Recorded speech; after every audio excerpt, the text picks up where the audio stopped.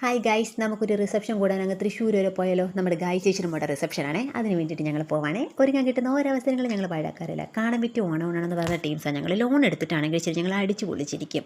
ഇന്നല്ലെങ്കിൽ നാളെ എല്ലാം എണ്ണം തട്ടിപ്പോകും. മരിച്ച് അങ്ങ് സ്വർഗ്ഗത്തിലോ നരകത്തിലോ എവിടെയോ എത്തിച്ചേരും. അവിടെ ചെന്ന് കഴിഞ്ഞ് വിഷമിച്ചിട്ട് ഒരു കാര്യമില്ല. ഭൂമിയിൽ ജീവിച്ചിരിക്കുമ്പോൾ നല്ല സന്തോഷമുള്ള കാര്യങ്ങൾ ചെയ്യുക, ഇഷ്ടമുള്ള സ്ഥലത്ത് പോവുക, ഇഷ്ടമുള്ള ഫുഡുകൾ കഴിക്കുക, ഇഷ്ടമുള്ള വസ്ത്രങ്ങൾ ധരിക്കുക, നല്ല മെനയായിട്ട് നടക്കുക. അതാണ് എൻ്റെ പോളിസി.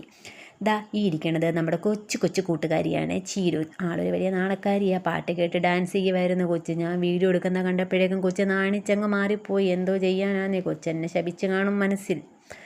അങ്ങനെ ദാ റിസപ്ഷൻ ഹോളിലേക്ക് എത്തിക്കൊണ്ടിരിക്കുന്നു. എത്തി ഗൈസ്, എത്തി. നമ്മളവിടെ എത്തിയിരിക്കുന്നു. ഇനി നമ്മളല്ലേ ഇവിടുത്തെ താരം. ഇവിടുത്തെ താരം നവനീതും നീരജിയുമാണ് ഗൈസ്. ദാ അവർ നമ്മുടെ സ്റ്റേജിലേക്ക് എൻട്രി ആയിക്കൊണ്ടിരിക്കുകയാണ്. ദാ വയലിൻ വായിച്ച് വരുന്ന അനന്തു ഉണ്ടല്ലോ, നല്ല അടിപൊളിയായിരുന്നു കേട്ടോ. അനന്തു അടിപൊളിയാണെന്നല്ല, അനന്തവും അടിപൊളിയാണ്. അനന്തുവിൻ്റെ വയലിൻ അടിപൊളിയായിട്ട് വായിക്കുന്നുണ്ട് കേട്ടോ. ഞങ്ങൾ പറഞ്ഞതനുസരിച്ചിട്ട് 3-4 പാട്ടുകൾ കൂടി ഞങ്ങൾക്ക് വേണ്ടിയിട്ട് പാടി തന്നിട്ടുണ്ടായിരുന്നേ അനന്തു എന്നാണ് പേരെന്നാണ് എൻ്റെ ഒരു ഊഹം. ആണെന്ന് തോന്നുന്നു. ഇനി നവനീതിൻ്റെയും നീരജയുടെയും ടൈമാണ്. നമ്മളെല്ലാവരും അവരെ മാത്രമാണ് ഇനി ഫോക്കസ് ചെയ്യാൻ പോകുന്നത്. അവർ സ്റ്റേജിലേക്ക് കയറിക്കോട്ടെ.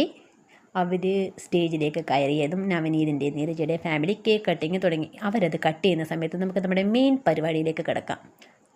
ചായയിൽ നിന്ന് തുടക്കം കുറിക്കാമെന്ന് വിചാരിച്ച് ഞാനും വിദ്യേച്ചിയും ഒരു ചായയിൽ നിന്നും തുടങ്ങി.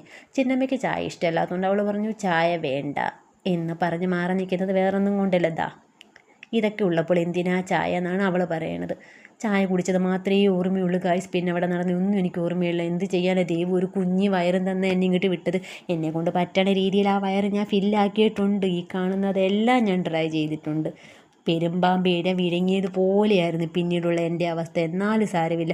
അത് കഴിഞ്ഞപ്പോഴാണ് ഗായ്സ് ഞാൻ അറിയുന്നത്, തൊട്ടപ്പുറത്തതേ കുറേ ഡെസേർട്ട് ഉണ്ടായിരുന്നു. ഈ ആൻറ്റി നമ്മളെ സ്നേഹത്തോടെ തരുമ്പോൾ വേണ്ടാന്ന് പറയുന്നത് ശരിയാണോ? അല്ലല്ലോ. അതുകൊണ്ട് നമ്മൾ അതും ട്രൈ ചെയ്തു. ചേട്ടനാണെങ്കിലും ചൂടോടെ ദോശ ചുട്ടുതരാമെന്ന് പറഞ്ഞു. ദോശയും വാങ്ങിക്കഴിച്ചു. ഞാൻ ഒറ്റയ്ക്കായിരുന്നില്ല ഗൈസ് ഇതൊക്കെ കഴിക്കാൻ. നമ്മുടെ ടീം ഫുൾ കൂടെ ഉണ്ടായിരുന്നു. ഞങ്ങൾ ഇങ്ങനെയാണ്, എന്ത് ചെയ്യാനും ഞങ്ങൾ ഒറ്റയ്ക്കിട്ടായിരിക്കും ഗൈസ്. ഉറങ്ങാനും ഉണ്ണാനും ഉണരാനും എല്ലാം. ഫുഡ് കഴിച്ച ക്ഷീണത്തിലെല്ലാം എണ്ണം ഉറങ്ങിപ്പോയി. നമ്മളെല്ലാം ഉറങ്ങി എന്താ ചെയ്യുക? ഡ്രൈവർ ചേട്ടൻ ഉറങ്ങുന്നോ ഇല്ലയോ എന്ന് നമ്മൾ നോക്കണ്ടേ? ആ ചേട്ടന് നമ്മൾ ഒരു സഹായമാകണ്ടേ? അതുകൊണ്ട് ഞാൻ വിചാരിച്ചു ഇനി സ്വല്പം മ്യൂസിക് ആക്കാമെന്ന്. മ്യൂസിക് ഇട്ട് ഉണരാത്ത ആരെങ്കിലും ഉണ്ടോ? ഈ കിടക്കുന്നതുങ്ങളൊക്കെ കണ്ടോണം. ഇപ്പം മ്യൂസിക് അങ്ങോട്ട് പ്ലേ ചെയ്ത് കഴിഞ്ഞാൽ എല്ലാ എണ്ണം ഉണരും. എനിക്കറിയാം. നമ്മൾ ഇന്നലെ അല്ലേ ഇവരെ ഒന്നും കാണുന്നത്.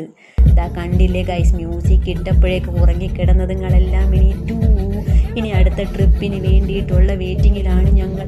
ഡാൻസും പാട്ടും ഒക്കെ ആയിട്ട് ഞങ്ങൾ തൃശ്ശൂരിൽ നിന്നും തിരിച്ച് കായംകുളത്തേക്ക് ഒരു 2 മണി ആയപ്പോഴേക്കും, ഒരു പാതിരാത്രി ആയിട്ടോ, പാതിരാത്രി 2 മണി ആയപ്പോഴേക്കും എത്തി ഗൈസ്. ഇനി അടുത്ത ട്രിപ്പിൽ കാണാം. Bye bye.